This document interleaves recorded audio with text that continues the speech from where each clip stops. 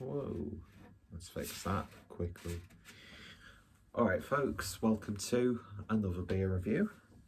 And today we're going over to the wonderful Track out of Manchester. And this is a collaboration with the equally wonderful Põhjala as part of the Digital Age Virtual Collaboration series. And this is a can of Lost at Sea Imperial French Toast Stout, clocking in at 11.5% ABV. This is brewed with maple syrup, cacao musks, coffee, vanilla, cinnamon. What's that word? Oh, it's a form of cinnamon. I can't read the other word. Muscovado. And I've done an absolutely wank job of reading that. And apologies about this, by the way. Although it makes it look a little bit mad, doesn't it? Anyway, so yeah, I've been wanting to crack this open for a little while. But it's one of those ones where you're not afraid to open it, but you don't just want to open it, do you know what I mean? But yeah, big fan of Track, my favourite brewery of 2020. Põhjala are just one of my favourite breweries just because of how experimental that they are. Whoa! Bit of a gush there, or was it just me pouring the can for no reason? And I spilt it all over some stuff. But anyway, it doesn't matter. Beer in the glass then, and that is pretty much jet black.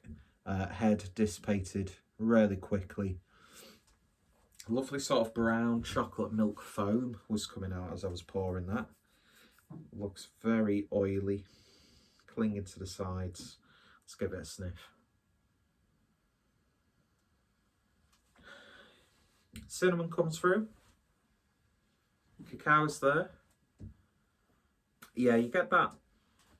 It's sort of like, I don't know about you, but when I smell maple syrup, it's got a slight sort of, it's got a smokiness to it, but without it being smoky, if that makes sense. A little bit of that green, like coffee aroma creeping through as well.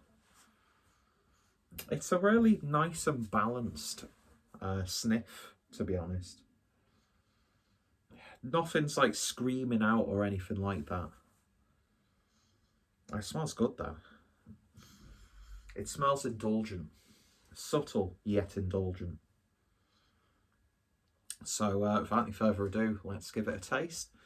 Cheers folks.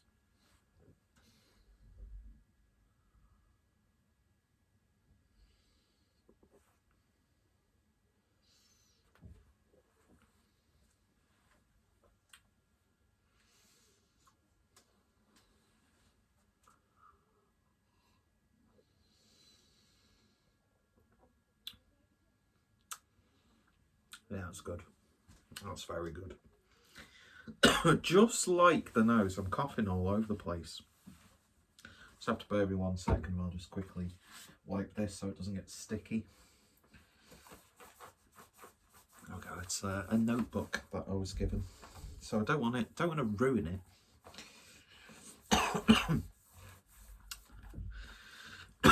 Excuse me, it's not COVID, I swear.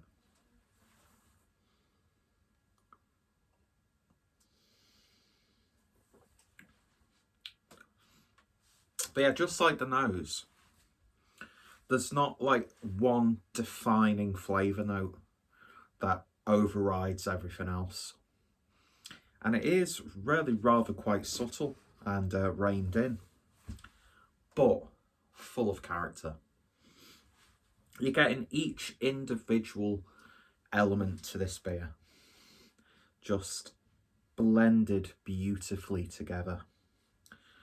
Part of me was thinking that this would be a little bit more of an outrageous sort of experience. The French toast side, I'm not really too sure what I would expect a French toast inspired beer to taste like. So I didn't have any sort of idea going into this how it would turn out. So it's one of the few occasions where I've not left myself to be disappointed. Does that make sense?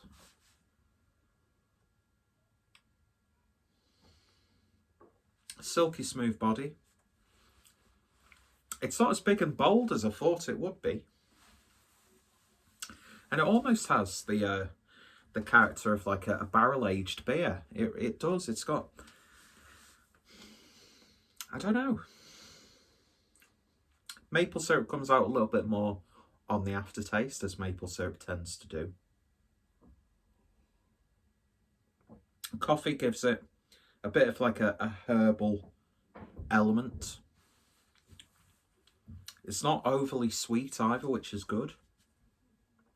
It's got a nice bitter finish as well. Yeah, it's got that sort of flavour of like a dark chocolate bar from a really good chocolatier.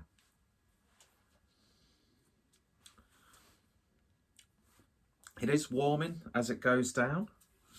I mean, in some ways it hides that 11.5%, but in others you feel that it is an 11.5% beer, which in and itself, I never know the full how to say that phrase, but that in itself isn't a bad thing. It's just amazing how balanced and subtle and nuanced this is. I mean, yeah, you could be expecting a bit more of an outrageous in-your-face drinking experience. And I don't know where that French toast element comes into this.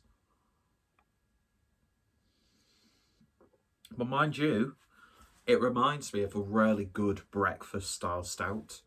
So, you know, French toast for breakfast. I mean, you can have French toast whenever you want, really. Whenever you want. But, yeah, this is good. This is a sipper for sure. Fucked up when I was talking about in and itself, and then I went on to about the flavour. No, what I was talking about was the ABV, which is a good thing, so you don't just chug it all down. You probably could do if your name's Harry Meadows, but we're not all savages. I'm not a savage, I'm a sauvage. I don't know what that word actually translates to. Just sounds good, doesn't it? And this beer sounds good and it tastes good. Is it the best Imperial Stout that I've had? No, but it's definitely up there. I've had some really good Imperial Stouts from Track this year, and just some really good Imperial Stouts in general. In fact, the more I taste it now, the more it turns into a bit more of a savoury experience on that back end. But yeah, this is good. This is like a good, grown-up, mature. At the end of the day, you're sat in your cosy chair. It's nice and toasty inside, and you just want a nice little decadent treat. And I think this would go really well with a cigar. I think it really would. If you're that way inclined. I mean, just look at that. Pours beautifully. And it's got two fantastic breweries coming together. And the beer itself, the final result, the end product, is fantastic as well. Lovely, lovely stuff indeed. So in terms of a rating then, on the Lost at Sea Imperial French Toast Stout, 11.5% from Track in collaboration with Põhjala. I know that's not how you pronounce the name, but I do apologise, and that was a really horrible burp. I'm going to give that one an 8.5 out of 10. Lovely stuff. If you see any cans of this around, then definitely pick it up for yourself. I'm getting like sort of like a chilly like heat now as well. It's weird. It seems to be developing as you drink it. And I think this will be a really interesting beer to keep hold of for a couple of years. You might lose some of the adjuncts in there. as someone who loves coffee in beer, my own selfishness, I'd like maybe just a little bit more of that coffee coming through. But that's it, really. That's all I can say. It's like a dark chocolate biscuit, I would say, if I was to sum it up. But yeah, lovely, lovely stuff indeed.